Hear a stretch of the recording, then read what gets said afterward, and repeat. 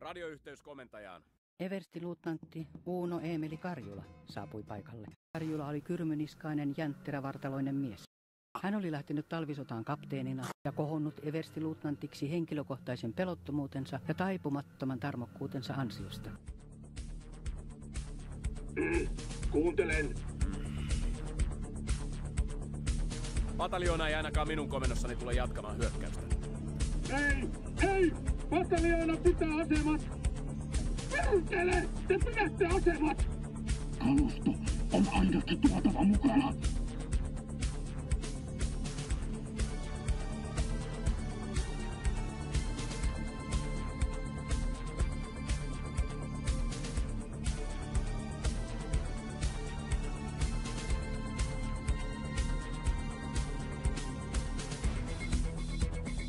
Perustele! Teidän hätäisen arviointinne takia olemme tulleet siihen, että se painaa meidän sivustamme kasaan. Miten te selitätte tämän? Mitä? Täytyy ottaa huomioon, että minä niissä olosuhteissa voinut viedä pataljoonan kylkeä kiinni viholliseen. Haavoittuneiden varmistuksen takia ryhmitys oli liian arka. Muutenkin miehet olivat tappioiden lamatamia. Minä otan huomioon! Minä tunnen tilanteen!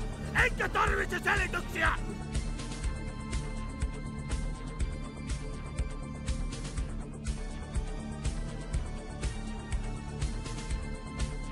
Käskin upottamaan konekiväärit lampeen saadakseni miehistön kantamaan haavoittuneita.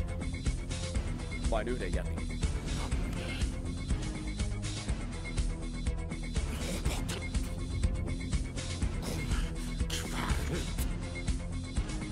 Upotetta! Jumalauta luutatte! Kapinaa!